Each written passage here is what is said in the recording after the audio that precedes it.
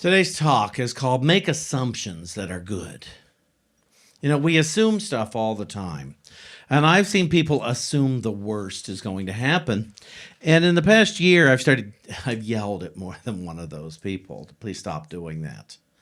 Please try to stop ruining my life by your assumptions of the worst about to happen. I said, how do you know? You're not the boss. Lovely things can take place every day. Lovely things are taking place every day.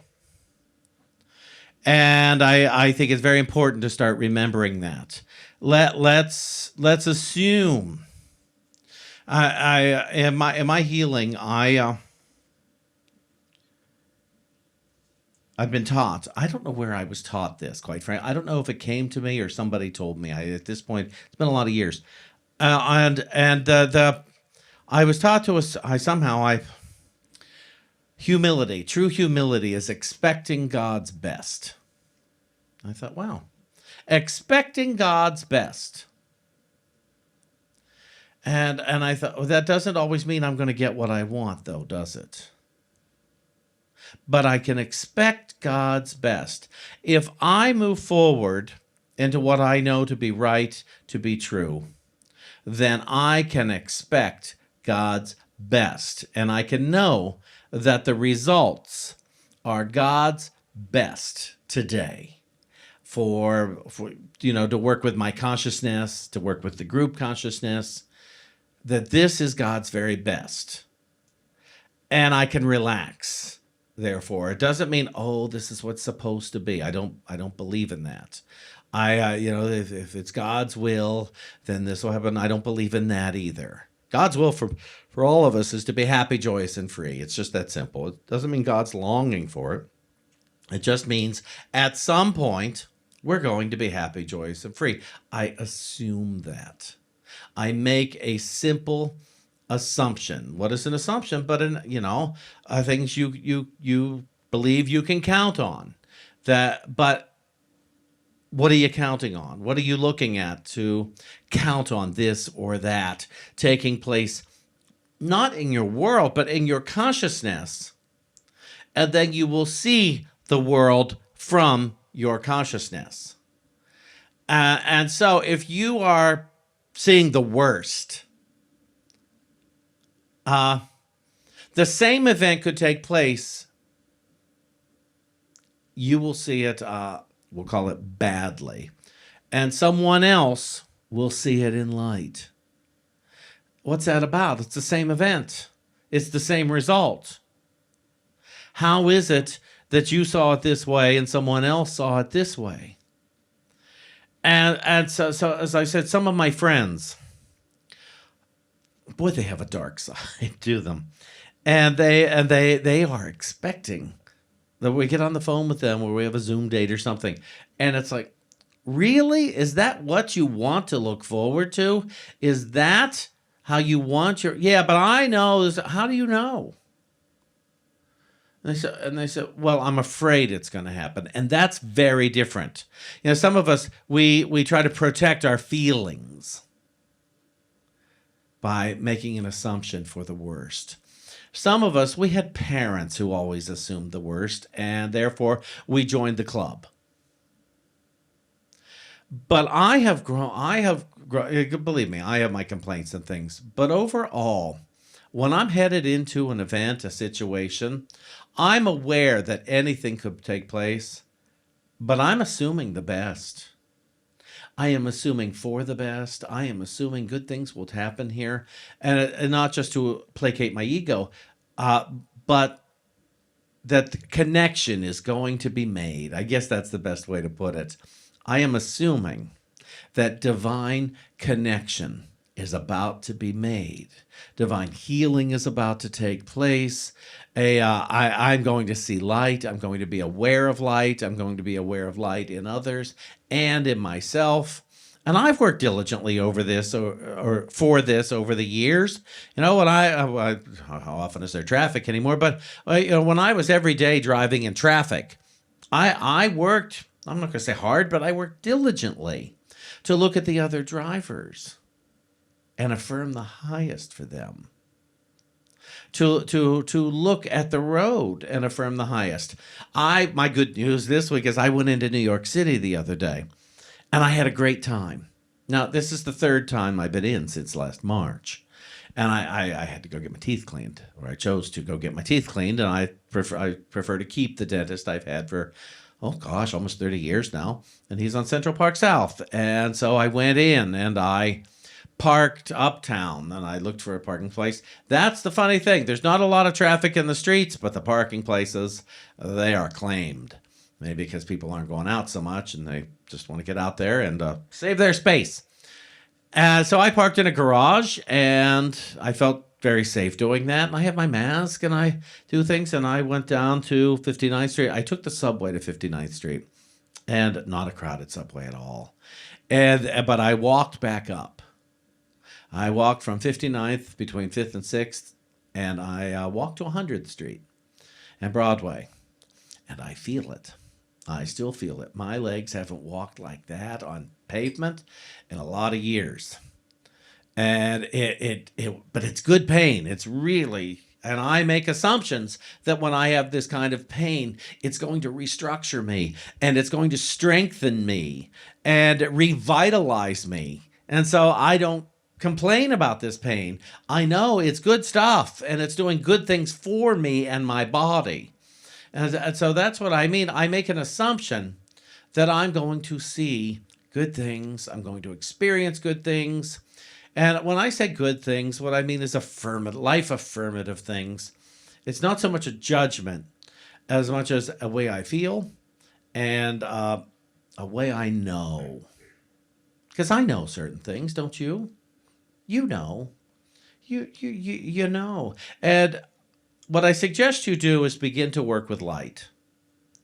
Begin to work with seeing light. Begin to work with seeing love, not just in the people you like, not just in the events you like, but in the difficult events, in the difficult people. Begin to work with light so that light may reveal itself to you. I haven't told this story in a lot of years, so I think I will tell it. It was my first time doing Vipassana. And for those of you who don't know, it's a Buddhist meditation thing. It takes 10 days, at least the way I did it. 10 days, 10 and a half hours a day on the floor, cross-legged, cross-armed, eyes closed. They want you for the whole hour. I never made it more than 20 minutes. I'll be honest, and I've done it 4 or 5 times now. And I've never made it, I don't think, more than 20 minutes before I open my eyes, at least. I could keep the legs and arms closed, but the eyes, I hear a noise. I got to look. What's that? What's that? Anyway, that first, and you live there for the 10 days. I go to a place up in Massachusetts. And that first year, one afternoon, we had a break. You have a break from like noon to, I think it's 1:30 or so. And I took a nap. Of all things, why would I need a nap? But I did. And during that nap time, I had a dream. And I had a dream that I was down underneath the subway tracks, down in those tunnels and things. And I remember seeing a very grotesque thing someone was doing. And it was, I don't even know if I want to describe it right now, but it was wildly grotesque for a human being to do this thing to another human being. And I looked at it and I thought, that's not possible. And suddenly I made the statement, that's not real. And suddenly it wasn't. It was a toy someone was playing with there.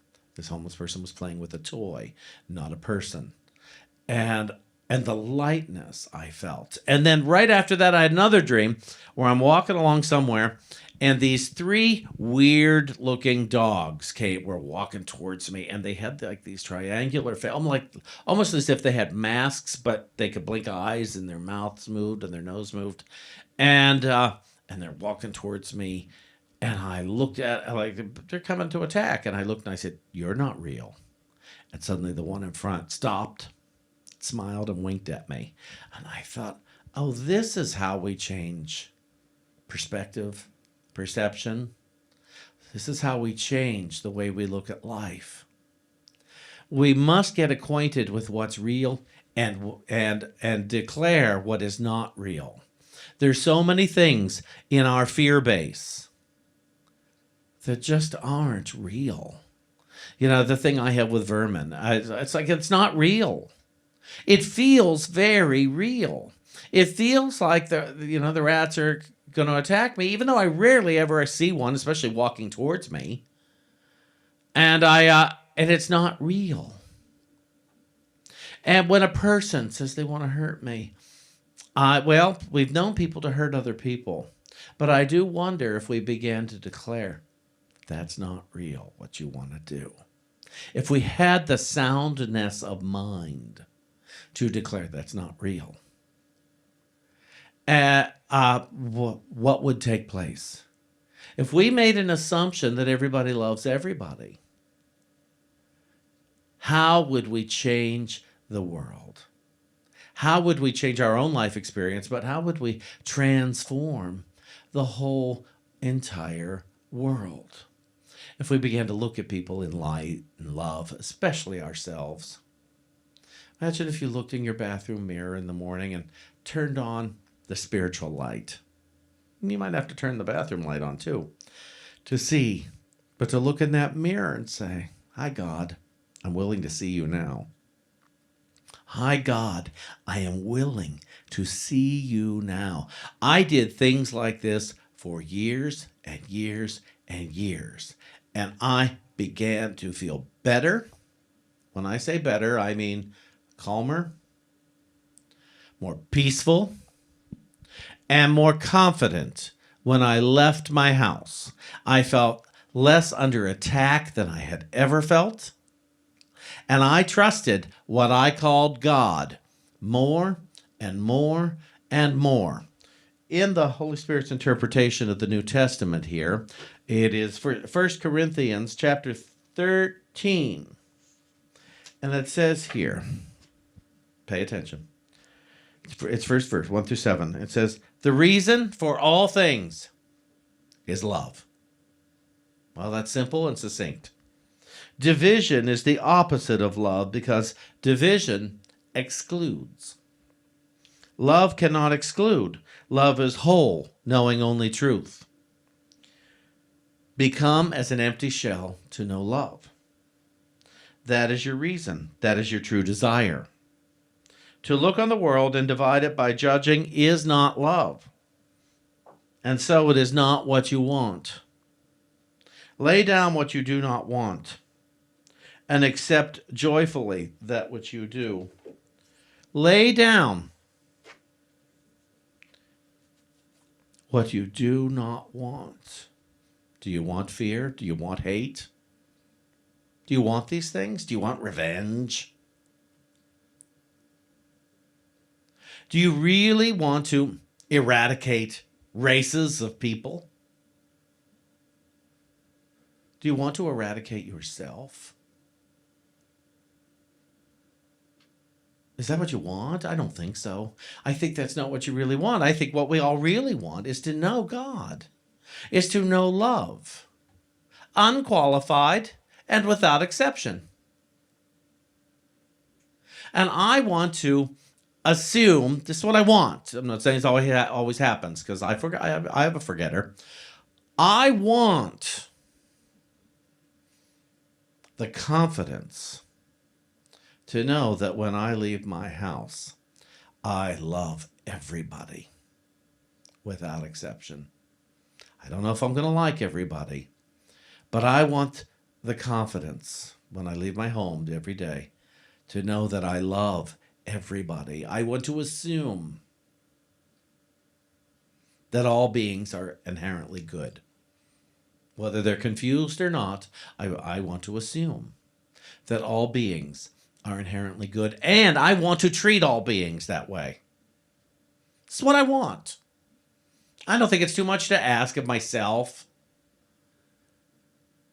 So I have to go within, and I ask Spirit within. Spirit, remind me that all beings are inherently good. Remind me of what to think about myself and all beings. I invite a perpetual reminder throughout the day in the event that I should forget.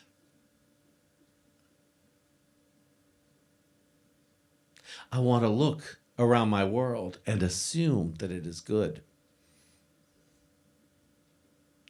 And I know how frightening that is. Because for some of us to try to do that is a sure setup to be kicked in the pants. To be kicked in the shins, to be kicked in the head, to be kicked in the heart. I know. Now, you would have to make an assumption. Well, then my getting kicked in the pants is a good thing because it's going to lead me to the next right thought. Or you can say, just because I am affirming that my life is good today and I am assuming I'm going to see only good today doesn't mean I have to get kicked in the pants. It's not a rule. Just because it happened in my past, maybe several times, doesn't mean it has to happen today. Make an assumption of good rather than, I'm going to get kicked in the pants if I do this.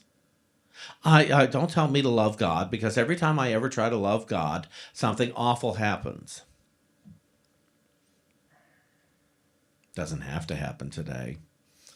And maybe you weren't focused on the loving God. No offense. I'm not here to blame you. I don't know what you were thinking. Or maybe you just didn't use the being kicked in the pants properly once it happened. Some of us have agreed with very confused adults and become very confused adults ourselves. Today is a good day to take responsibility for that, if that is one of your things. If you were hit as a child, the message there is that you were somehow not good. Today is the day to say, but I am good. And I'm not going to agree with that message anymore. Even if certain symptoms of other things that happened back then start to come up, you say, oh no, no. God is love. I am connected to love. And the person or people that hit me are also connected to love. And they're not hitting me today. Not today. And today is the day the Lord hath made. Not yesterday, not tomorrow, today. Today is the day I surrender my will over to the care of God. The care of good, the care of love, the care of life, the care of intelligence. Today is the day I surrender fear over to the care of love, the care of life, the care of substance, the care of intelligence. Today is the day I surrender anything that is not true about myself. And today is the day I surrender over to love, intelligence, power, presence. I surrender any thoughts I have about you that aren't true. I surrender those thoughts over to the care of life, wisdom, substance, intelligence, power, presence. Today is the day, because today is the day I'm going out of my house expecting the best. Today is the day I get on a Zoom day and expect the best. Today is the day I get out of bed expecting the best.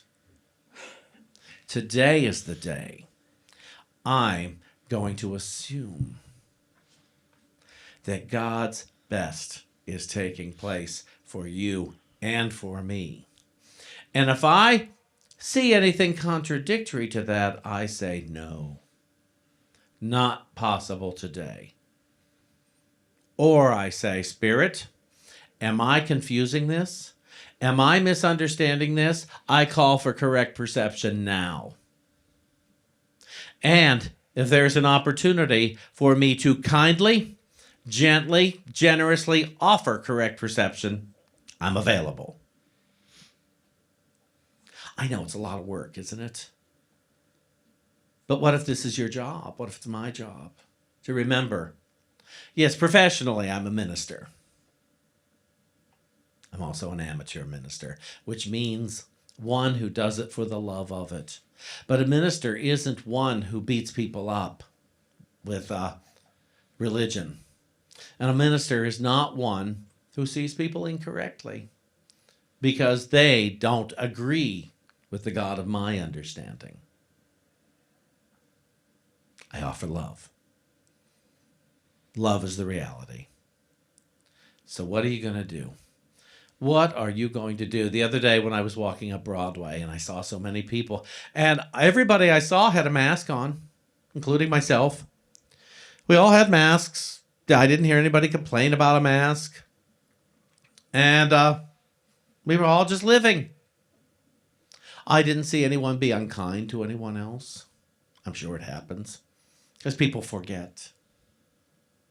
Then I read a story in a book yesterday, and I think this has to do with this, but it's kind of wonderful.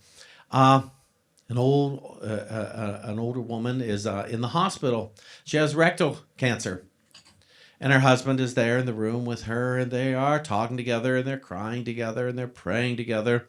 And the nurse comes in, and she says, "Excuse me, sir, but I have to take care of things here. So if you'll step out of the room for a little bit, I'll take care of them, and then you can come back." And he said, "Oh, no, excuse me. But I have been with this tush for a lot of years now, and we've had good times together. I'm not going to turn my back on it now. So you do what you need to do, and I'll be here with it." You know, he loved every part of his wife. And he wasn't going to leave her because maybe it's not so pretty. Maybe it's messy. And within love, there's a lot of messy stuff. Why? Because we're people. And the body's messy, at least on the inside, sometimes on the outside. Sometimes it's messy in thought, and sometimes it's just physically messy. I encourage us all to make assumptions that no matter what we look like, we are good. No matter what each of us looks like from over here, we are good. Make an assumption. From this moment on, it's 11:15 here in Connecticut. Make an assumption. This moment is good. And now, this next moment, God, I expect the best from this moment. And I expect the best from God. And I expect the best from myself. And I expect the best from my brothers and my sisters. I expect the best from my world. Spirit, I may need help seeing. And so I invite divine vision. I invite divine words. I invite a divine memory. I am willing to be perpetually reminded today and tomorrow and for all the days ahead. I am willing to be perpetually reminded so that I may assume good is here, it's active, it's present, and wherever I am, it is. Thank you.